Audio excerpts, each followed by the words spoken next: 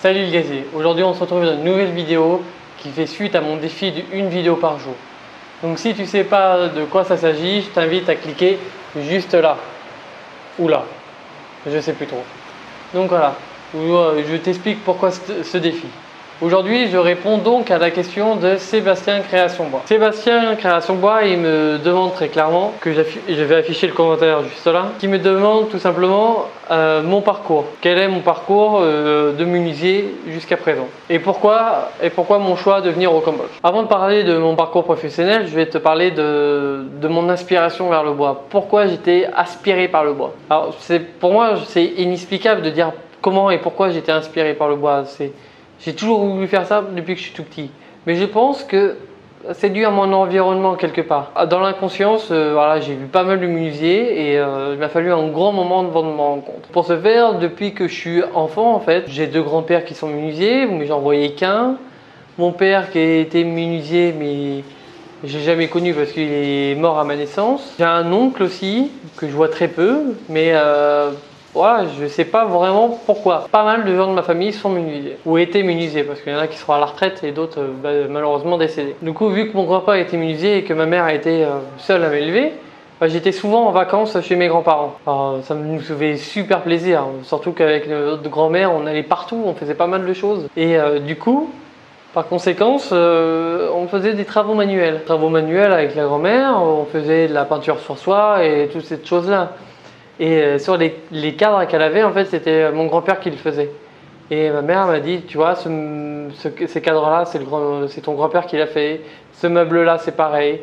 Donc voilà, mon grand-père a aménagé quasiment toute sa maison lui-même. Ça, c'est l'avantage d'être menuisier du coup, hein, c'est qu'on peut faire ses meubles tout seul. Et du coup, ça m'a tout de suite attiré l'œil. En plus, le bois, ça m'a tout de suite plu par les couleurs et par rapport aux variations de tout ça.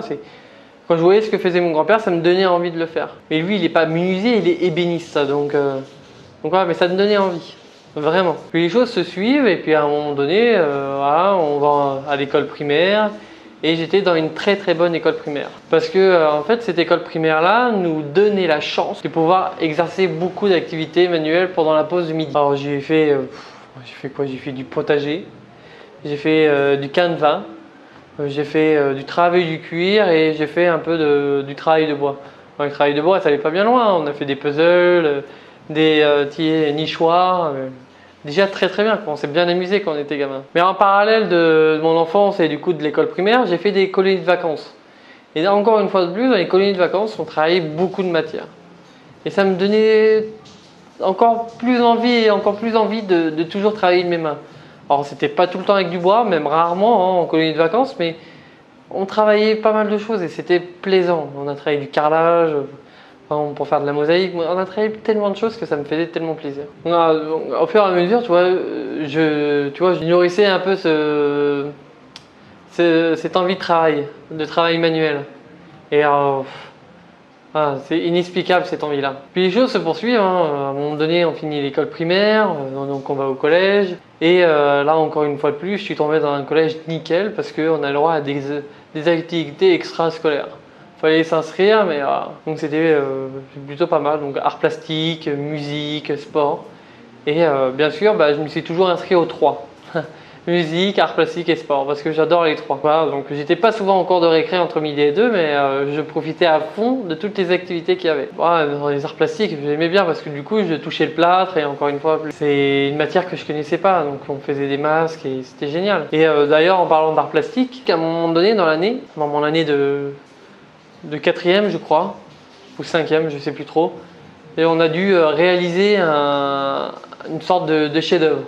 Ce qu'il disait, c'était le thème. Réaliser un ouvrage figuratif ou abstrait pour faire travailler la fibre créative. Et moi je me suis dit, tiens, pourquoi pas faire un meuble qui reflète toute ma famille. Alors du coup, ça ressemblait à rien. Je prenais les 2-3 chutes qu'on avait dans le garage parce que j'avais pas d'argent pour me payer du bois. Donc voilà, j'ai réussi à trouver des bastins, un peu de contreplaqué et des clous, un marteau. J'avais une scie sauteuse. Enfin bref, j'étais déjà dans la maison bien équipée. Mais on l'utilisait que très rarement tous ces outils-là. D'ailleurs, en soi, pour visser, j'utilisais le perfo avec un mandrin à visser. Donc juste pour vous refléter la quantité de matériel qu'on avait. Mes premières découpes de cette création-là, elles n'ont pas été fameuses parce que scie à main pour couper de long mes bastins, Après ça, j'avais une scie sauteuse pour couper du contreplaqué, donc on s'imagine très bien avec une contreplaqué avec une mauvaise lame très mal réglée que je savais pas du tout comment faire. Je trace un trait comme ça avec une règle et une équerre, et puis hop, je trace, je coupe, et puis c'est pas du tout droit, hein, c'est les vagues quoi. Je sais pas si tu te rends compte, ou toi aussi tu as dû faire ces premiers faux pas, on va dire. Mais enfin bon, cet ouvrage imparfait là, il s'avère que je le présente à l'école, et du coup, donc voilà, ça remporte à l'époque un succès auprès de mes camarades et puis auprès de ma prof. Alors, il n'y avait rien d'exceptionnel, hein, c'était un ouvrage imparfait, mais j'avais osé me lancer dans ma première création. C'est surtout ça qu'il faut retenir dans l'histoire. C'est pas pour vous parler de dire et ça avait attiré le regard de mes camarades, ça on en a rien à foutre. C'est que j'ai fait mon premier pas. Mes premiers pas imparfaits pour me lancer dans la création. Et alors là, quand j'ai vu l'engouement que ça portait aux gens autour de moi, je me suis dit, bah, tiens, c'est ça que je vais faire comme métier plus tard. Malgré que je l'avais déjà avant dans cette tête-là, je disais, ouais, j'ai envie d'être menuisier. Donc je réfléchissais déjà dans ma chambre à comment créer des meubles. Puis du coup, les années de collège finissent, on aura des petites, on va dire, des salons d'orientation, et là, je tombe sur les compagnons du devoir. Je fais les compagnons du devoir, je fais mon inscription. Donc voilà, mon frère jumeau fait la même. Je rencontre par la même occasion un menuisier qui habitait près de chez moi, donc je commence à parler de lui, à parler avec lui. Atelier, est-ce que vous prenez des stagiaires? Ils m'ont dit que oui. Donc je suis allé faire un stage de 2 semaines chez eux. Alors là, j'étais tout timide. Je suis rentré dans un atelier, j'étais comme un gosse, j'allais partout, je posais plein de questions. C'était pour moi une grande découverte, voilà, un atelier grandiose. Pour moi, c'était grandiose. Aujourd'hui, à réfléchir, c'était un tout petit atelier. Il devait faire quoi c'était quand même pas mal, hein. Ouais, il devait au moins faire 100 mètres carrés. Mais ils étaient 7 à l'intérieur. Donc j'ai fait du chantier, j'ai vu des portes d'écluses. Voilà, tout ça pour nourrir un peu ce côté encore. Alors là, c'était inévitable, je savais que je voulais être menuisier. Alors je donne tout. Voilà, donc vu que j'étais inscrit chez les compagnons pour être menuisier, plutôt ébéniste. À un moment donné, ils paument mon inscription, donc je me réinscris en tant que menuisier parce qu'ils m'ont dit qu'ils n'ont plus de place en tant qu'ébéniste. Et me voilà parti 2 ans à Nantes, en interne chez les compagnons du devoir, pour me former sur un CAP menuisier. Génial quoi, je pars de chez moi à l'âge de 16 ans et je commence vraiment à apprendre le métier du bois. Alors, pour tout passionné, c'est l'idéal. Alors moi, j'ai eu la chance de le découvrir assez vite, cette passion-là, mais voilà, c'était génial. J'étais tout fou chez moi. Je dis, oh maman, je vais partir et tout, je vais apprendre le bois, c'était génial quoi. Donc pendant ces 2 ans d'apprentissage là, voilà, je fais 35 heures en entreprise. Tous les soirs, je suis en salle de cours pour apprendre le dessin, le travail manuel. Et puis mes formations aussi qui se trouvaient à Angers, donc du côté de chez moi. Et ce qui m'a donné la chance du coup à acquérir un certain nombre d'heures. Malgré que j'avais pas une entreprise, on va dire, terrible, parce que si je résume un peu ce que j'ai appris pendant mon apprentissage, c'est arracher l'herbe, allumer un feu. C'était essentiellement, c'était les 3/4 de mon boulot ce que je faisais, parce que voilà, j'étais apprenti et il y en avait déjà 4 dans l'entreprise, j'étais le moins bon et puis du coup on m'a donné la merde. Mais en soit, 10 ans passant, voilà, du coup j'ai tout donné chez les compagnons en cours du soir. Et là j'ai progressé un truc énorme. Alors, si en gros on fait le cumul de ces 2 ans-là, tout à l'heure je me suis amusé à faire le calcul et si je prenais 35 heures semaine, plus mes 16 heures par semaine de formation, multiplié par 45 semaines, là c'est qu'il me donnait 4590 heures. C'est déjà énorme. C'est pour toi qui es passionné, qui fait ça chez toi tous les week-ends, combien de week-ends il te faudrait pour acquérir tout ça?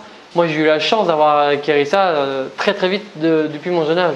Puis après, du coup, je voulais faire un temps de pause parce que vu que je suis passionné, et le parcours en entreprise m'avait pas très bien plu à cette époque-là. Surtout que vu que j'arrachais l'arbre et allumais un feu, c'était super génial quoi. Je me suis dit, si c'est ça le monde professionnel, je m'engage pour faire de la menuiserie et je fais de la merde, en gros, excusez-moi du terme, mais du coup je me barre quoi. Je vais voir autre chose. C'est ce que j'ai fait, donc pendant 1 an et demi, j'ai vadrouillé un peu. Alors j'ai travaillé un peu partout, enfin bref, mais j'étais même jusqu'à l'armée pour être menuisier un peu. J'ai vite déchanté, je suis parti et puis voilà. Donc j'ai remis mes pas, sorti d'armée dans une entreprise où là j'ai repris espoir dans la menuiserie. Et du coup ça m'a permis encore de faire à nouveau des nouveaux faux pas. En tant qu'ouvrier, cette fois-ci, ouvrier qualifié. Et du coup ces faux pas là, Voilà, c'était bénéfique à cette époque-là. Ça me permettait de reprendre confiance en moi. Ah, ce que j'ai oublié de dire aussi, du coup, vu que j'avais une entreprise pas terrible dans l'apprentissage, c'est ce que j'ai fait le MAF. Alors le MAF, c'est la pièce des meilleurs apprentis de France. C'était une petite table basse. Alors là, j'ai fait le dessin, j'ai fait la réalisation moi-même. Alors bien sûr, c'était pas parfait, j'ai fait des belles bêtises, mais enfin bon, j'ai eu des belles récompenses. J'étais super content parce que j'étais médaillé d'argent départemental et j'étais pas médaillé en régional. Mais juste pour moi, c'était juste dire voilà, je suis capable de faire quelque chose tout seul.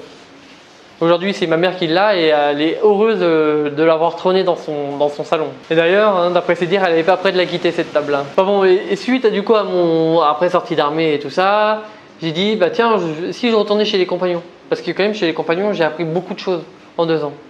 Et donc je vais mettre un peu mon ego de côté et je vais dire bah voilà, je vais continuer à apprendre. Parce que j'ai encore plein de choses à apprendre, j'ai encore plein de choses que j'ai envie de faire. Je voulais taper des meubles courbes, cintrés et tout ça, je me suis dit mais voilà, il me faut une école. Et puis moi, j'ai vu que j'aime pas l'école, voilà, j'avais besoin d'être guidé. C'est ça en fait, c'est le terme. Voilà, j'ai besoin d'être guidé parce que chez les compagnons, de toute façon, on est très guidé. Du moment que tu es interne, tu vas en entreprise et le soir, tu es obligé d'aller en salle de cours. Donc tu es obligé d'aller te former. Ah, et c'était ça que je voulais moi, c'était dire voilà, j'ai pas le choix. Moi j'avais besoin de dire j'ai pas le choix. C'est pour ça que souvent je mets des dates butoirs et c'est pour ça que je fais ce défi là, une vidéo par jour, parce que ça m'oblige à te donner une vidéo par jour. Donc soit disant passant, hein, je t'invite encore à aller voir ma vidéo sur poser tes questions et pose une question si tu en as une. Ça va m'aider à réaliser ce petit défi. Parenthèse fermée. 6 ans du coup chez les compagnons. En 6 ans je fais pas mal de villes. Alors je fais Auxerre, Rodez, Toulouse, Colmar, Nancy, Paris et Vannes. Donc 7 villes. 7 villes en 6 ans.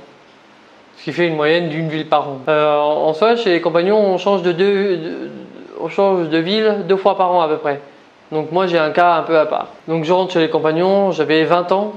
Ouais, c'est ça, j'avais 20 ans. Donc 2 ans après la fin de mon CAP. Et je commence dans une entreprise qui se trouve à 45 km. Voilà, où il n'y avait pas de chef d'atelier dans cet atelier. Et du coup, on donnait des ouvrages comme ça aux ouvriers directement. Et moi, j'avais le droit à des ouvrages, du coup, pour moi, qui étaient à faire tout seul, un peu inimaginables plutôt. Et du coup, on me donne ça, des meubles simples au début, donc je réalise. Et puis ainsi de suite, on me donne des meubles un peu plus compliqués. Et là, ce que j'ai retenu le jour dans cette histoire-là, c'est que même si tu ne sais pas faire, et même si tu as peur de le faire, lance-toi. C'est vraiment le conseil que je peux te donner. C'est le conseil que j'ai reçu en fait de cette ville-là. C'est du moment que c'est un peu compliqué, lance-toi et tu vas apprendre. Même si tu fais des erreurs, tu vas les réparer. Tout le monde fait des erreurs. Tout le monde. Que tu sois professionnel, amateur, tout le monde n'est né que des hommes. Et en plus, rail du bois, c'est vite fait à avoir une erreur. Mais c'est réparable.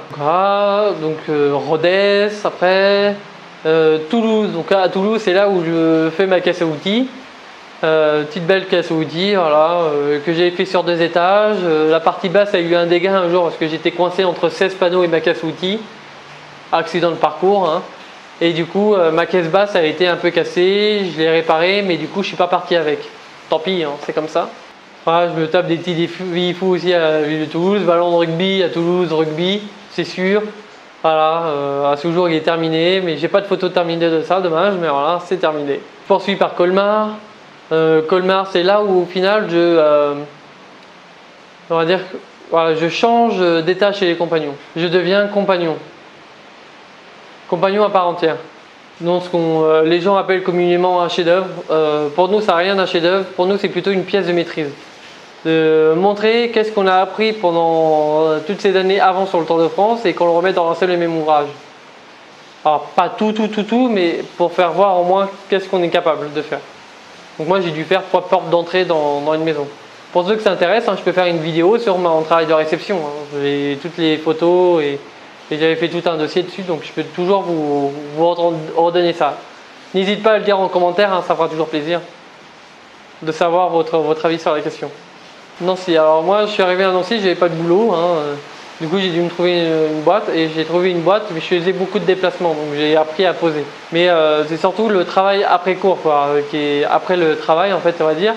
C'était pendant les heures perdues. Donc, c'est-à-dire tous les soirs après les cours, encore. Donc, on a eu des cours de 8h à 10h. Moi, j'allais de 10h après jusqu'à minuit à peu près à l'atelier. Et dans les premiers temps, voilà, j'ai aidé un ébéniste à finir sa cuisine qu'il devait faire pour un ami. Et du coup, voilà, c'était pour moi encore une occasion de faire des choses dans la menuiserie. Parce que, en fait, même si c'était simple, pas très compliqué, l'intérêt c'est de répéter des gestes plus d'une fois. Parce que vaut mieux faire une chose 1000 fois que de faire 1000 choses une fois. Et ça, ce qui veut dire dans cette expression-là, vaut mieux répéter toujours tes gestes au fur et à mesure parce que ça va entrer dans ta tête. Tandis que si tu fais une fois, tu vas jamais l'enregistrer, tu vas jamais voir les nuances que tu peux faire. Donc voilà, c'est ça que ça veut dire. Ça. Voilà, Nancy passe super vite avec les heures sup de dingue que je fais, voilà, ça passe super vite. Puis après ça, je pars à Paris. J'ai choisi Paris parce que je me dis voilà, il me faut une ville percutante, une ville qui bouge et qui me donne envie d'aller voir plus d'une chose, de tester de nouvelles choses, de voir des expositions. Je suis rendu à un âge où voilà, j'avais envie de voir un peu d'artistes, d'ébénistes et tout ça, et de voir plein de choses, des expositions. En fait, c'était pour ouvrir ma créativité un peu plus encore. Et à Paris, du coup, j'ai eu l'occasion de tester l'impression 3D. Alors, pour d'autres, il y a eu des débats chez les compagnons sur ça. Non, bah, tu verras, c'est la mort du métier. Moi, je suis plutôt de l'optique de dire c'est l'évolution de mon métier. Et du coup, l'impression 3D, aujourd'hui, comment je le vois? Je dis, mais pour moi, c'est comme la révolution de la commande numérique. Alors, bien sûr, il y en a même qui vont se dire dans les commentaires, qui vont se déchaîner. Ah non, la commande numérique, ça tue le métier. Mais franchement, non, ça tue pas le métier, c'est juste une évolution du métier. Alors ça, personne n'oblige à avoir utilisé l'impression 3D. Mais voilà, c'est pour moi l'avenir. Et on verra les choses qu'on fait déjà avec. Il y en a qui arrivent à faire des chaises, des maisons. Moi, j'ai fait des meubles, j'ai fait des outils un peu. Donc, pour moi, c'est juste remarquable. C'est une invention révolutionnaire. Puis je pars à Vannes. À Vannes, c'est ma dernière année sur le Tour de France. Dernière année sur le Tour de France. Alors là, je tombe dans une boîte où 100% ma mentalité de voir la vie. Je tombe chez un artisan, il est seul. Du coup, il décide de me prendre pour un an chez lui, et il prend un apprenti. Alors là, juste pour moi, remarquable. C'est là où j'ai travaillé le plus parce qu'en plus, j'étais à 2 km en vélo, donc j'y allais en vélo tous les jours. Sauf quand il pleuvait, j'allais à pied. Je y allais à pied. Mais voilà, 2 km à pied, ça n'a jamais tué personne. Et du coup, voilà, j'ai fait des tables, j'ai fait des battes de baseball, une batte de baseball un peu funny. Voilà, donc j'ai fait pas mal de choses, c'était marrant. Je me lance aussi dans la création d'une étude, vouloir faire un vélo. J'ai jamais eu le temps de le finir ce vélo. Quand je rentre en France, mon premier objectif, c'est finir ce vélo. Donc voilà, c'est... Là, pour moi, c'était ma plus belle année, spécialement. Après Paris, ou avant Paris, je ne sais pas trop, mais voilà, c'est mes plus belles années. Pendant ces 6 ans de Tour de France, j'ai eu le temps du coup de passer un brevet professionnel en candidat libre, en menuisier. Et puis j'ai eu le temps aussi de faire un DUST en conduite de travaux chargé d'affaires dans le domaine de la menuiserie. Mais surtout, en fait, ce que j'ai aimé dans les compagnons, c'est que pendant 5 à 7 semaines par an, j'ai été formé. J'avais des stages de formation. Donc c'est comme si tu étais apprenti, mais tu n'étais pas apprenti, tu es vraiment ouvrier et tu profites du droit à la formation des entreprises. Bon, là, tu as eu l'occasion de tester des techniques